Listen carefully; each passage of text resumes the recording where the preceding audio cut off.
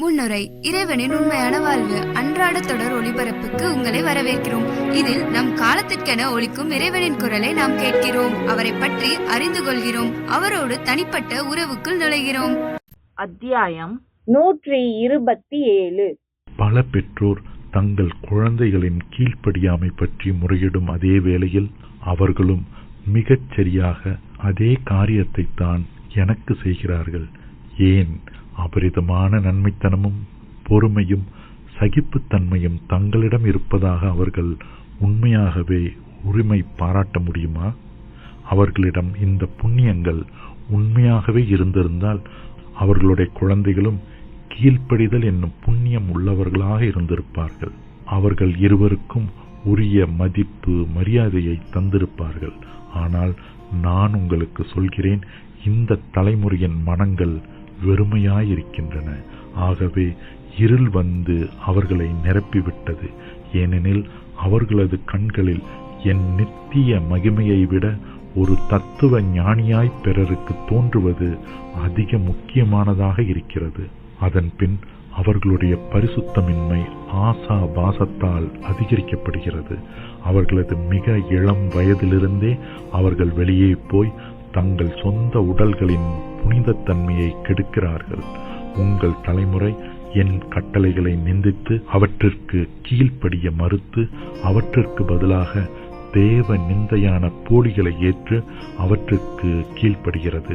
உங்கள் குழந்தைகளின் மனங்களை இருள் செய்து நேரடியாக சிங்கத்தின் வாய்க்குள் அவர்கள் சிக்கிக்கொள்ளுமாறு அவர்களை இழுக்கும் தீய தயாரிப்புகள் மிருகத்தின் வாயினின்று இந்நாள் வரை வெளிவந்து கொண்டிருக்கின்றன. இவை முதல் மிருகத்தை அவர்கள் வழிபடுமாறும் மனிதனால் உருவாக்கப்பட்ட கடவுளர்களுக்கு ஊழியம் செய்து எனக்குரிய சங்கை மரியாதையை அவற்றுக்கு தருமாறு அவர்களுடைய இளம் மனதை இந்த தீய தயாரிப்புகள் ஆட்கொண்டுள்ளன. இவ்வாறு அவர்கள் தங்கள் பெற்றோர் மீது இந்த கீழ்ப்படியாமையை பிரதிபலிக்கிறார்கள்.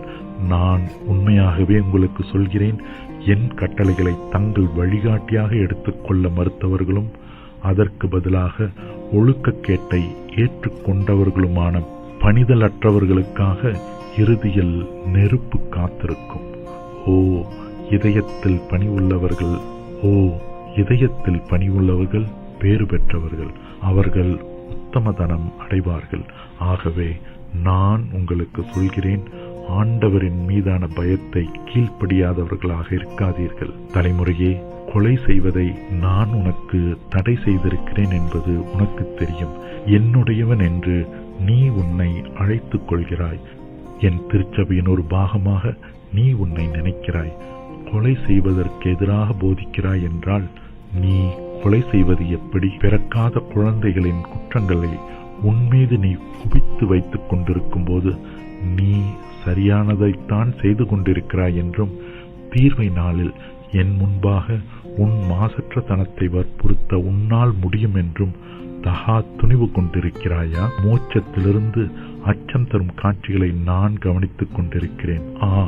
இந்த குழந்தையை வடிவமைக்கும் கருவறை எப்படி அவனை புறக்கணித்து அவனுக்கு ஒரு பெயரோ தன் மனதில் வருத்தமோ இன்றி அவனை மரணத்திற்கு அனுப்புகிறது என்பதைக் கண்டு நான் எவ்வளவு துன்பப்படுகிறேன்.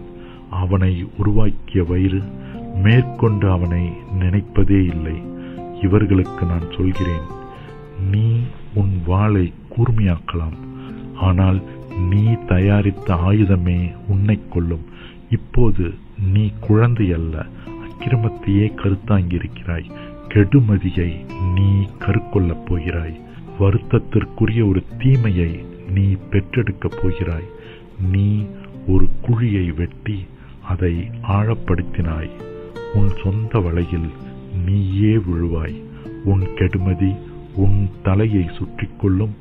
உன் மிருகத்தனம் உன் தலை மீதே விழும். குறிப்பு: சங்கீதம் 7ஆம் அதிகாரம், இறை வார்த்தைகள் 12 முதல் 16 வரை. எனக்கு பிரமாணிக்கமுள்ளவன் என்றும் என் திருப்பெயரை உறுதியாக பற்றி கொண்டவன் என்றும் பெயரெடுத்தவனே. குறிப்பு: ஆட்டுக்குட்டியின் முகமூடியோடு இருக்கும் போலி இறைவாக்கினரை இயேசு இங்கே கூவி அழைக்கிறார். நான் உன்னை பற்றிய எல்லாவற்றையும் அறிவேன். ஆம், நீ உயிரோடு இருப்பதாகவும் செழித்து வளர்வதாகவும் பெயர் பெற்றிருக்கிறாய். ஆனால் நீ அப்படி இல்லை. நீ இறந்து அழுகிக் கொண்டிருக்கிறாய். மனஸ்தாபப்படு. நான் எண்ணிலடங்காத ஆன்மாக்களை உன்னிடம் ஒப்படைத்திருக்கிறேன். ஆனால் பசாசு தன் பொன்னையும் வெள்ளியையும் கொண்டு இந்த ஆன்மாக்களுக்காக உன்னிடம் விலை பேசினான். ஆம், உண்மையாகவே நீ இப்போது எப்படி வாழ்கிறாய் என்று எனக்கு தெரியும். நீ தங்கள் மறைவான வலைகளில் குறிப்பு: முன்பு பிரமாணிக்கமுள்ளவர்களாக இருந்தவர்கள் சாத்தானுக்கு தங்களை விற்றுவிட்டு மிருகத்தை பின் செல்கிறார்கள். வாழும் குள்ளநெறிகளைப் போல் வாழ்கிறாய். குறிப்பு: ஃப்ரீமேசன் விடுதிகள். இந்த வலைகளின் மீது நான் ஒரு திறப்பான நெடுஞ்சாலையை இட்டு வைப்பேன். குறிப்பு: அதாவது கடவுள் இந்த விடுதிகளின் பலத்தை அழிப்பார். நான் திடீரென்று உன் மீது வந்து உன் நிர்வாணத்தை வெளிப்படுத்துவேன். அந்நாள் வரும்போது வாழ்வின் மரத்திலிருந்து உண்ண நான் உன்னை அனுமதிக்க மாட்டேன். கவனமாக கேள். கொள்வதற்கு எதிராக நீ பிரசங்கம் செய்கிறாய். ஆயினும் நீயே என் ஆவியை கொள்கிறாய். திருச்சட்டத்தை பற்றி நீ பெருமையடித்துக் கொள்கிறாய். அதன் பின் மறைந்துள்ள என் மன்னா பற்றிய பரம ரகசியம் உனக்கு புரியாததால் நீ என் சட்டத்திற்கு கீழ்ப்படிய மறுக்கிறாய். இல்லை, புதுமையான முறையில் நான் உணவளித்த நிகழ்வுகளின் ரகசியத்தையோ என் உருமாற்றத்தின் பரம ரகசியத்தையோ நீ இன்னும் புரிந்து கொள்ளவே இல்லை. என் பரலோக மன்னாவைக் கொண்டு காலங்களில் முடிவில் உன்னை நான் உயிரோடு வைத்திருப்பேன் என்று உனக்கு நான் வாக்களித்திருக்கிறேன். பெர்காமுவிலுள்ள என் சபையிடம் வெற்றி பெறுபவனுக்கு நான் மறைவான மன்னாவை கொடுப்பதுமன்றி அவனுக்கு வெண்மையான குறிக்கல்லையும் கொடுப்பேன். அந்த குறிக்கல்லின் மீது ஒரு புதிய பெயர் எழுதப்பட்டிருக்கிறது. அதை வாங்குகிறவனை தவிர வேறு எவனும் அதை அறிய மாட்டான். அதை வாங்குகிறவனை தவிர வேறு எவனும் அதை அறிய மாட்டான். குறிப்பு: திருவெளிப்பாடு 2ஆம் அதிகாரம் இறை வார்த்தைகள் 3 மற்றும் 17 என்று நான் உனக்கு சொல்லியிருக்கிறேன். நான் இன்று உன் காலத்திற்கென ஒதுக்கி வைக்கப்பட்டுள்ள இந்த மன்னாவை, ஒரு பரலோக உணவை, பட்டினியாயிருக்கும் உன் ஆவிக்கான என் ஆவியானவரின் ஒரு போஷிப்பை உனக்கு தருவதாக வாக்களிக்கிறேன். நான் உன் உள்ளரங்க பாலைவனத்தை நிரப்புமாறு என் ஆவியை அதன் முழுமையில் உன்மீது பொழிகிறேன். நான் என் பரலோக மன்னாவை உனக்கு இலவசமாக தருவதாக வாக்களிக்கிறேன். ஏனெனில் இது ஏழைகளின் உணவு. ஆனால் நீ புரிந்து கொள்ளவில்லை. ஆகவே நீ அதை உண்ண மறுக்கிறாய். மற்றவர்களும் அதை உண்ணாதபடி தடுக்கிறாய். நான் ஏழைகள் மட்டுமே அறிந்துள்ள என் புது பெயரை ஏற்கனவே வெண்மையான குறிக்கல்லில் பொறித்து விட்டேன். நீ தாழ்ச்சி உள்ளவன் என்றும் ஏழை என்றும் சாதிக்கிறாய். இருந்தும் நீ தாழ்ச்சி உள்ளவனாகவும் இல்லை, ஏழையாகவும் இல்லை. உன் ஆவி சாத்தானின் செல்வங்களில் ஸ்தாபிக்கப்பட்டுள்ளது. நான் பூமியின் அரசர்களின் ஆட்சியாளராக இருக்கிறேன். எந்த அசுத்தமான செயலையோ அல்லது விபசாரத்தையோ செய்யக்கூடாது என்று நான் உன்னிடம் கேட்டுக்கொண்டிருக்கிறேன். விபச்சாரம் திருச்சபை சார்ந்த சபைகளிலும் சரி, பொது நிலையினரிடமும் சரி, தனது அர்த்தத்தை இழந்து போகும் அளவுக்கு அது சாத்தானால் பலப்பளப்பாக்கப்பட்டுள்ளது.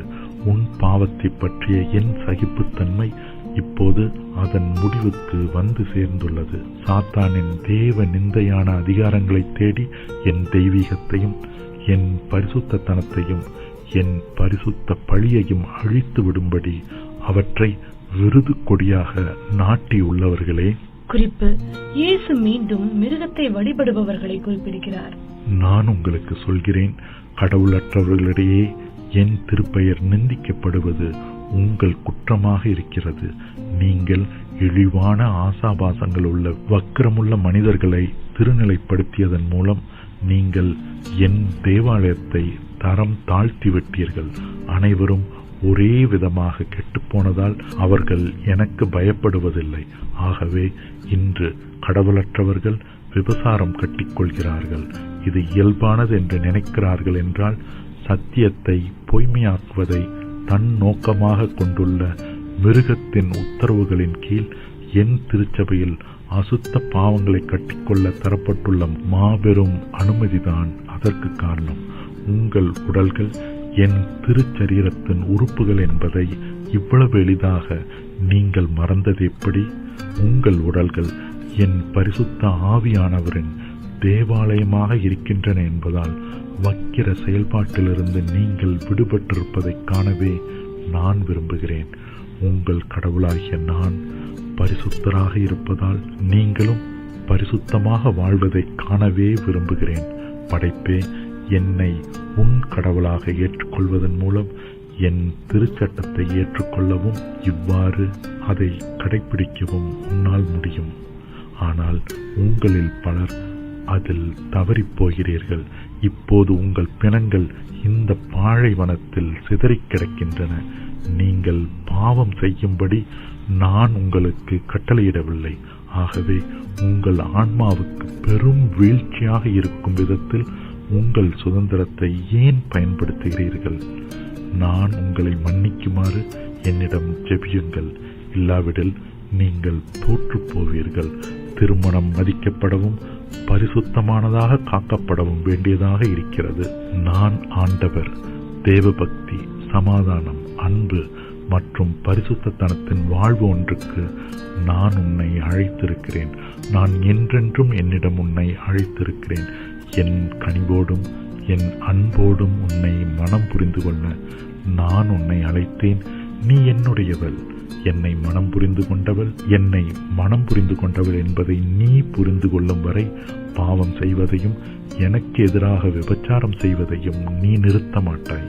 நான் உன்னை பால் வெளியிலிருந்து வெளியே இழுத்து என் திரு இதயத்திற்கும் அதன் ஆழங்காண முடியாத செல்வங்களுக்கு முன்பாக உன்னை திறப்பாக வைக்க வேண்டியிருந்தாலும் உன் ஆன்மாவின் நிர்வாணத்தையும் ஈன நிலையையும் நீ புரிந்து கொள்ள செய்யுமாறு என் திருப்பெயரின் பொருட்டு உன்னை தன் உணர்வுக்கு கொண்டு வர எல்லா முயற்சிகளையும் நான் நிறுத்தாமல் செய்து கொண்டே இருப்பேன். அதன் பின் ஒரு ஏட்டு சுருளைப் போல நான் உனக்கு முன் என் அறிவு முழுவதையும் விரிப்பேன். அதனால் நீ உன் பாவத்தை விட்டு விலகுவாய்.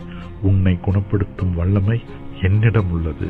ஆகவே வந்து மனம் வருந்து களவு செய்யாதிருப்பாயாக என்று என் பரிசுத்த ஆவியானவர் உன்னிடம் கேட்கிறார். நீ உன்னை என்னுடையவள் என்கிறாய். என் திருச்சட்டத்தை அறிந்திருப்பதாக கூறுகிறாய்.